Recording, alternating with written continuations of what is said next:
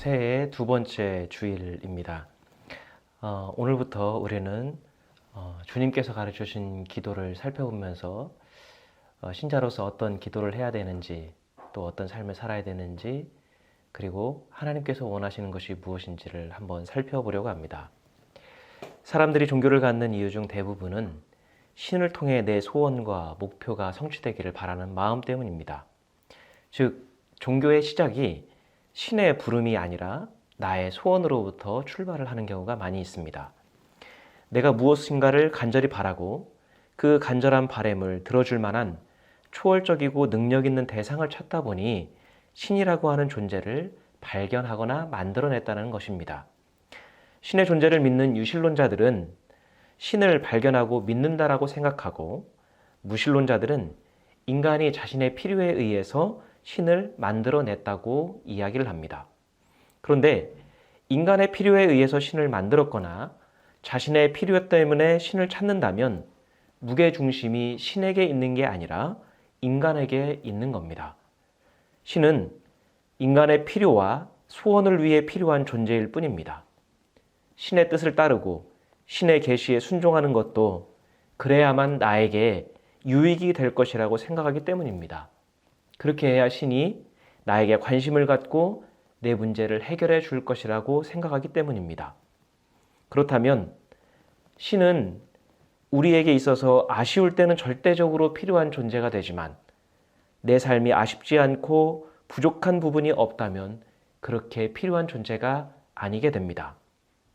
그런 면에서 하나님을 믿는 우리가 하나님을 그토록 열심히 믿고 따르는 이유를 잘 살펴보아야 합니다.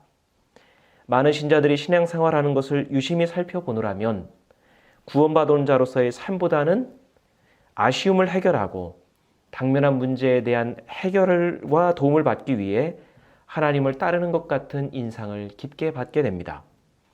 우리는 우리의 믿음을 종교라고 여기기보다는 신앙이라고 부릅니다.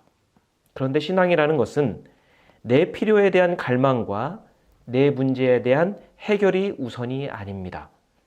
신앙은 자신의 아쉬움과 소원의 성취 때문에 하나님을 따르지 않습니다. 신앙은 하나님의 부르심을 알고 그에 응답하는 것입니다. 내 필요보다는 하나님의 뜻과 하나님께서 우리에게 주신 사명을 우선시합니다. 기독교 신앙은 구원받기 위해서 열심을 내는 신앙이 아닙니다. 기독교 신앙은 하나님께서 왜 나에게 믿음을 주셨는지, 왜 구원하셨는지를 늘 생각합니다. 구원받은 자의 삶이 무엇인지, 진정한 구원이 무엇인지를 항상 탐구하는 것이 기독교 신앙입니다. 그래서 단지 나 개인이 구원받는 것이 목적이 아니라 구원받은 자로서 복음에 합당한 삶의 가치를 두고 살아가게 되는 것이죠. 대부분의 신자들은 교회 다니면서, 그리고 열심히 예배를 드리면서 그것을 스스로가 예수를 잘 믿고 따르는 것으로 생각합니다. 하지만 교회와 예배에 열심을 내는 자신의 신앙생활이 진정으로 예수를 믿고 따르는 믿음의 행적인지, 아니면 구원 때문에 차마 떠나지는 못하고 예수님 주변을 오랫동안 맴돌기만 한 것인지 돌아보아야 합니다. 신자가 예수님을 믿고 예수님의 가르침을 따랐다면 신앙의 세월만큼 그의 생각도 삶도 변하게 될 겁니다. 사람은 주변에 함께하는 사람들에게 분명히 영향을 받습니다. 그와 함께하는 동안에 자신도 모르는 사이에 주변에 있는 사람들의 가치관, 모습, 태도를 은연중에 닮아갑니다. 말투와 억양까지 닮아갑니다. 부부는 함께 사는 세월 동안에 심지어 외모도 닮아갑니다. 그럼 우리가 그 오랜 세월 예수를 믿고 따랐다면 분명 우리의 모습에서 예수의 모습이 나타나는 것이 정상입니다. 만약 우리의 모습에서 예수님의 그 모습이 엿보이지 않는다면 우리는 예수를 믿고 따른 것이 아니라 그저 구원을 받기 위해서 예수님 주변을 맴돌았던 것에 불과합니다. 우리 주변에 있는 사람들은 과연 우리 자신에 대해서, 교회에 대해서 무엇이라고 평가할까요? 우리의 평가가 곧 예수님을 믿은 우리 믿음의 세월에 대한 평가일 텐데 우리를 통해 드러나는 예수님은 어떤 분일까요? 지금 교회와 신자들에 대한 세상의 평가는 절대로 호의적이지 않습니다. 기독교가 사회의 변화를 선도하고 소외되고 어두운 계층을 돌보고 섬기던 때는 평이 좋았습니다. 예전에는 부모님들이 자신들은 교회에 다니지 않아도 아이들은 교회에 다녀야 된다고 생각했습니다. 아이들이 바르게 자라려면 교회에 나가야 된다고 생각하던 때가 있습니다. 그런데 지금은 그렇지 않습니다. 교회에 다니는 것을 시간 낭비일 뿐만 아니라 오히려 무익하다고 생각하는 경향이 많이 있습니다. 왜 그럴까요? 지금 교회와 신자들이 보이는 모습 때문입니다. 우리를 통해서 드러난 예수님은 이기적이고 독선적이고 욕심이 많고 사납고 싸우기를 잘하는 분입니다. 그러니 누가 교회에 다니고 싶을까요? 따라서 우리가 지금이라도 바른 신앙을 회복하고 기독교 신앙에 대한 평가를 바꾸기 위해서는 우리 자신을 돌아보는 시간이 필요합니다. 우리가 하나님 백성으로서 예수의 제자로서 살아가기 위해서는 우리 자신에게 늘 질문을 던져야 합니다. 우리의 믿음이 과연 바른 믿음인가? 우리가 갖고 있는 신앙의 지식과 가치관이 정말 예수님의 가르침과 맞는가 질문해 보아야 합니다. 과연 우리가 걷고 있는 이 길이 바른 믿음의 길인지, 우리가 세상 속에서 살아가는 삶의 방식과 사람들을 대하는 그 태도가 하나님 뜻에 맞는지, 하나님 백성다운 것인지 늘 질문해 보아야 합니다. 우리가 아무리 신실하고 떳떳하게 살아왔다 하더라도 우리에게 하나님 백성으로서의 자그마한 양심만 있어도 우리가 그동안 완전한 믿음, 온전한 신앙으로 살았다 자부할 수 없기 때문이지요. 그래서 우리가 질문을 하되 바른 질문을 스스로에게 던질 수 있어야 합니다. 성경에 비추어 질문하되 우리가 알고 있는 성경의 지식과 해석이 바른 것인지 점검해 보아야 합니다. 자칫 우리의 질문이 틀리면 우리가 원하는 방향으로 우리의 잘못된 신앙의 지식과 왜곡된 믿음의 가치관대로 질문하게 되면 신앙이 엉뚱한 방향으로 흐르고 그 믿음이 굳어질 수 있기 때문입니다. 우리는 기도에 대해서 기도를 우리가 하나님께 하는 것이라고 생각합니다. 우리가 하나님께 하는 것을 기도라고 생각합니다. 기도의 출발점이 앞서 설명한 사람들이 종교를 갖는 이유처럼 우리의 아쉬움과 어려움을 위해 우리가 하나님께 부르짖는 것을 기도라고 생각합니다. 우리가 하나님께 우리의 마음과 생각을 있는 것들을 고백하는 것을 기도라고 여깁니다. 그래서 우리는 기도하면서 자꾸 우리 삶을 생각합니다. 우리 생활을 되돌아봅니다. 무엇이 필요할까? 무엇이 해결되어야 될까? 어떤 도움이 필요한가를 늘 기도하면서 점검합니다. 우리의 소원과 간구에 기도에 초점을 두고 대부분의 기도 시간을 내가 필요하고 아쉬운 것을 보고하는데 사용하는 경향이 있습니다. 그리고 기도의 응답을 많이 받아야 좋은 신자, 좋은 믿음을 가진 것처럼 이야기를 합니다. 열심히 많은 것들을 위해서 기도한 결과 기도의 응답을 많이 받은 사람일수록 경건한 사람이라고 생각하는 경향이 있습니다. 하지만 기도는 그 사람의 경건을 좌우하는 지표가 아니라 하나님과의 관계를 위한 지표가 되어야 합니다. 기도를 많이 하고 기도 응답을 많이 받으면 경건한 사람인 것처럼 보일 수 있습니다. 우리는 경건을 겉모습으로 지레 판단하는 경향이 있습니다. 하지만 경건은 포장이 가능합니다. 경건한 것처럼 위장할 수 있습니다. 우리가 경건하다고 생각했던 목회자나 또한 저명한 기독교 인사들이 훗날 온갖 추문에 휘말리는 것들을 봐도 경건의 모양은 만들어낼 수 있습니다. 기도를 열심히 하면서도 부정한 방법으로 사는 신자들이 얼마든지 있고 1년 내내 새벽 기도에 빠지지 않고 열심히 기도하면서도 다른 사람들을 모함하고 비방하는 등 비인격적인 삶을 사는 신자들도 주변에 많이 있습니다. 따라서 기도가 경건의 시작일 수는 있지만 남다른 기도에 열심을 내고 기도의 응답을 많이 받는다고 해서 무조건 경건한 사람이고 신앙이 좋은 사람이라고 생각하는 것은 위험한 신앙입니다. 반면에 관계는 잘 드러나지 않습니다. 하나님과의 관계는 더더욱 드러나지 않습니다. 그런데 경건은 포장할 수 있지만 관계는 포장하는 것이 불가능합니다. 경건은 그 진실을 감출 수 있지만 관계는 속일 수가 없습니다. 어떤 사람과의 관계는 그가 상대방을 얼마나 알고 있는지, 얼마나 상대방을 깊게 이해하고 있는지를 보면 알 수가 있습니다. 여기서 안다는 것은 단순히 어떤 사람에 대한 정보나 지식이 아닐 겁니다. 얼마나 그를 직접적으로 경험하고 친밀한지 이해하고 있는지를 말하는 것이죠. 친밀하고 깊은 관계는 남들이 모르는 상대방의 깊은 생각을 알고 알 뿐만 아니라 그의 생각과 뜻을 존중합니다. 따라서 기도가 겉으로 드러난 경건이 아니라 하나님과의 만남의 시간이 되었고 그 시간을 통해 하나님을 경험했다면 하나님과의 깊은 시간이 되었을 겁니다. 그리고 그 기도의 시간을 통해 하나님을 점점 더 깊이 알아가게 되었을 것이지요. 하나님의 뜻을 더 깊게 이해하게 됩니다. 그리고 하나님의 뜻을 더 존중하게 됩니다. 그러면서 하나님이 원하시는 사람이 되어가는 것이고 하나님 백성다운 인격과 성품을 가진 사람으로 변화된 삶을 살아가게 될 겁니다.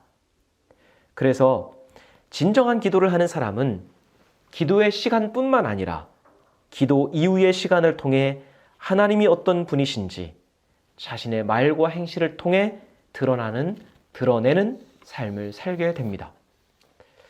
그런 면에서 우리가 주기도문이라 부르는 예수께서 직접 가르쳐 주신 기도는 우리의 믿음과 삶의 기준이라고 할 수 있습니다. 우리는 대중 앞에서의 기도나 대표로 하는 기도는 어려워하면서 주기도문은 쉽게 생각합니다. 신자라면 거의 대부분이 주기도문을 암송하고요. 예배의 마지막을 거의 주기도문으로 마치기 때문에 주기도문에 대해서 친숙합니다. 하지만 여러 사람 앞에서 하는 기도나 예배 때의 회중 기도보다 어려운 것이 주님께서 가르쳐 주신 기도입니다.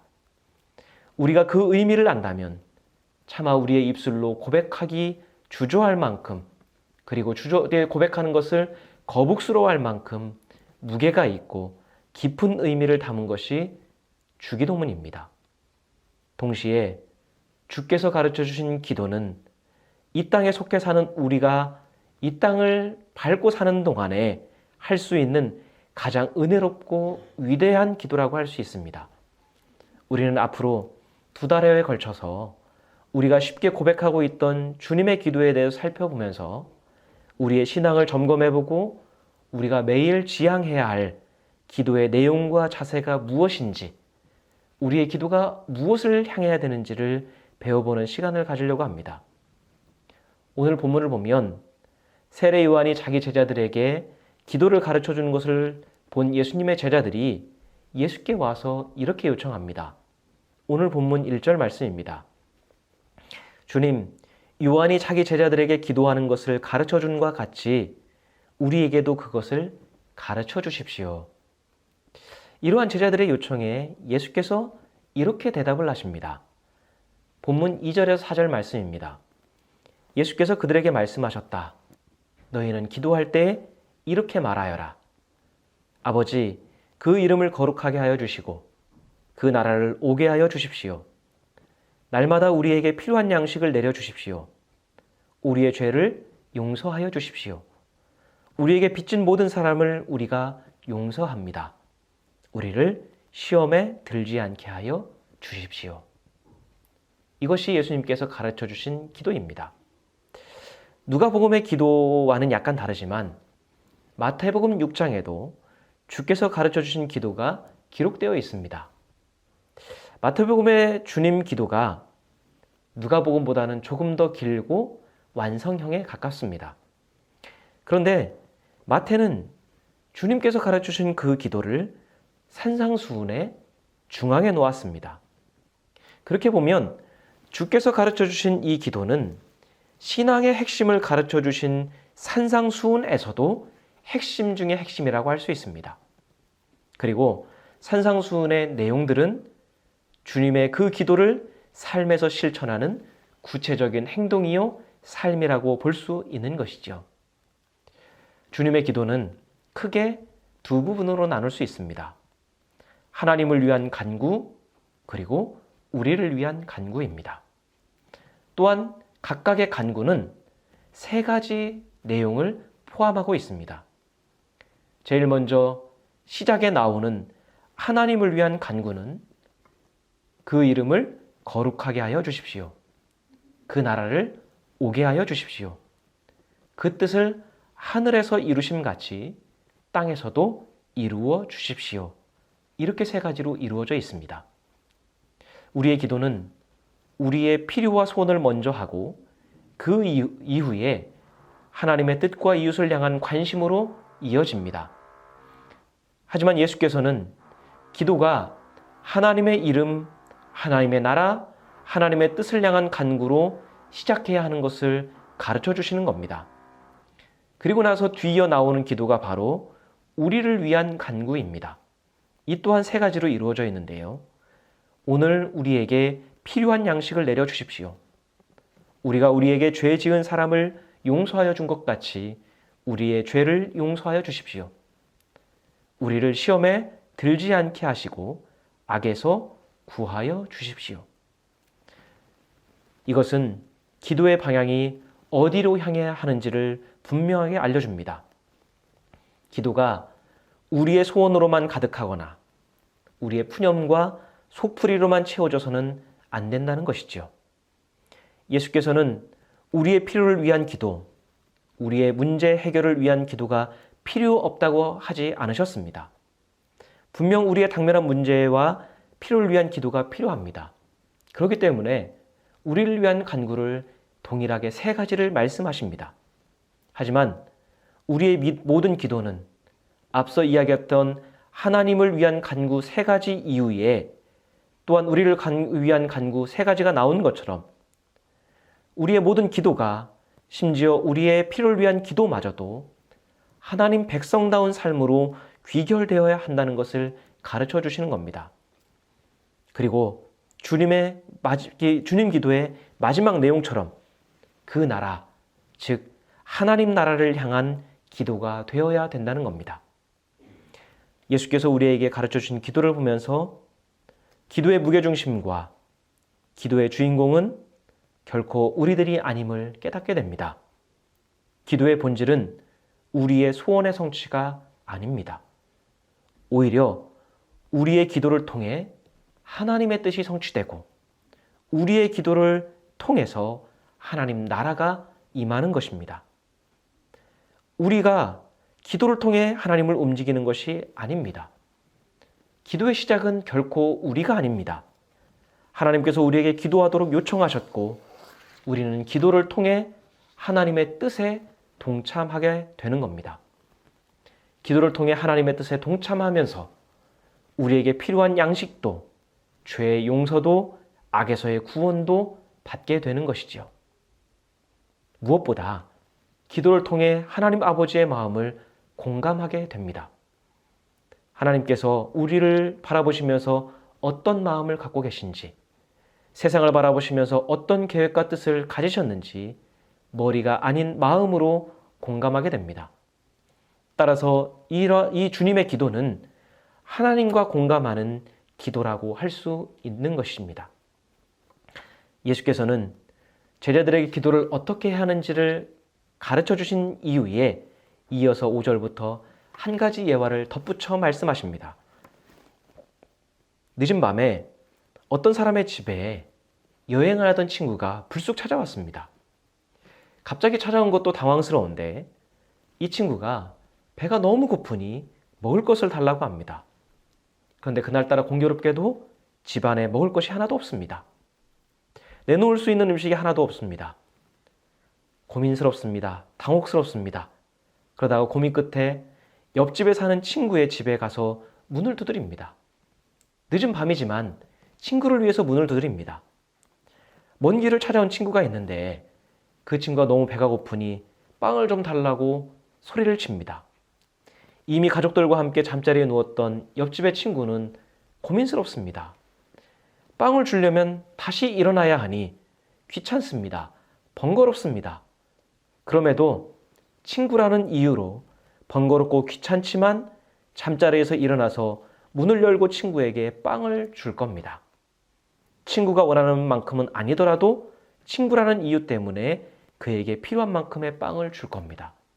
예수님이 주기도문의 끝에 이 이야기를 덧붙이셨습니다. 그리고 나서 뒤이어 이렇게 말씀하십니다.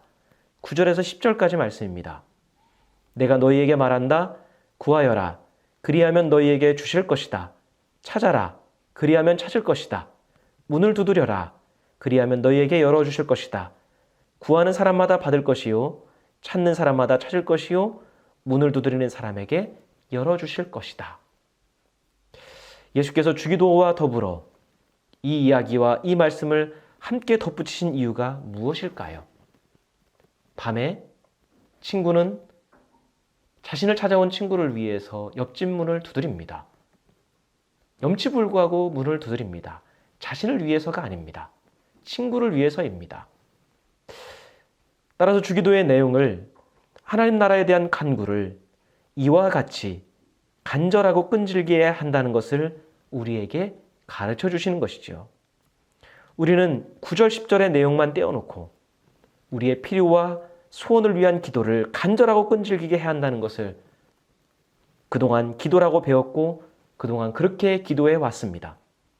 하지만 예수께서는 우리 기도가 단지 우리의 필요에만 머물러서는 안 되고 여행 중에 배고픔에 빠진 친구를 위해 염치불구하고 밤늦게 이웃 친구의 집을 두드리는 사람, 그 사람의 태도, 그 사람의 마음과 같아야 한다는 겁니다.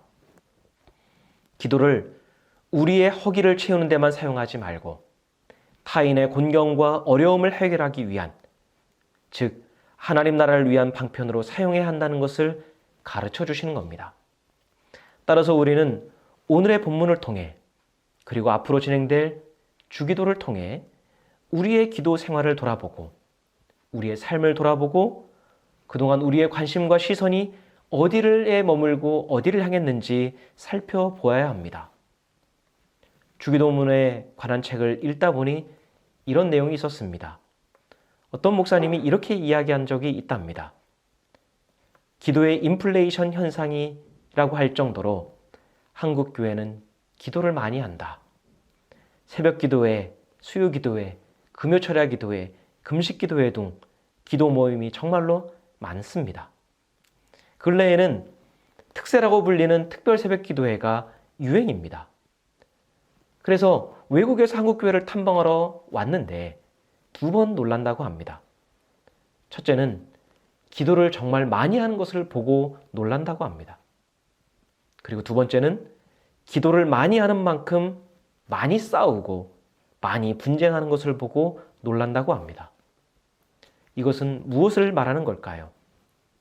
우리가 기도는 정말 많이 하지만 기도의 열심은 어느 나라보다 뜨겁지만 기도하는 만큼의 바람직한 열매는 맺지 못하는 것, 그것이 우리의 현실이라는 겁니다. 그래서 그 책에서 원인을 이렇게 밝히고 있습니다. 원인은 한국교회가 기도를 열심히 하지 않는 것이 아니라 기도를 잘못하는 데 있습니다. 기도의 본질을 모르는 겁니다. 아마 예수님은 이 땅에 머무시는 동안에 틈이 나시는 대로 주기도의 내용을 따라 기도하셨을 겁니다. 주기도에 있는 내용들이 이루어지기를 간절히 소망하며 기도하셨을 겁니다. 그리고 그 기도의 내용대로 사셨고 기도의 내용대로 사역하셨을 겁니다.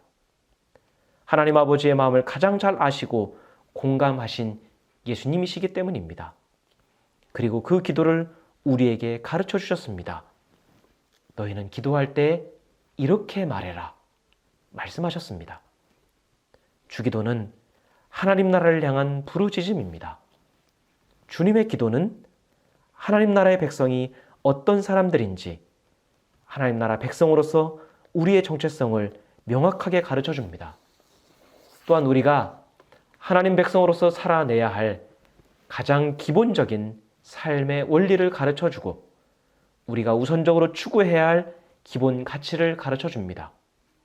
따라서 우리는 주님께서 가르쳐 주신 기도를 하면서 하나님의 뜻에 동참하게 됩니다.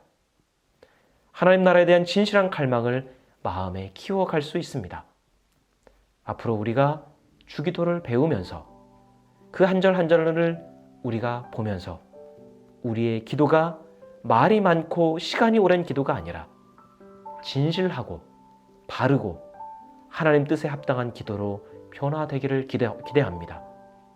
내 곤란함과 배고픔 때문에 문을 두드리는 기도가 아니라 찾아온 친구의, 이웃의 어려움과 배고픔 때문에 하늘나라의 문을 열심히 두드리는 하나님 백성으로서의 기도와 삶으로 이어질 수 있는 우리 모두가 될 수 있기를 기대합니다. 기도하겠습니다.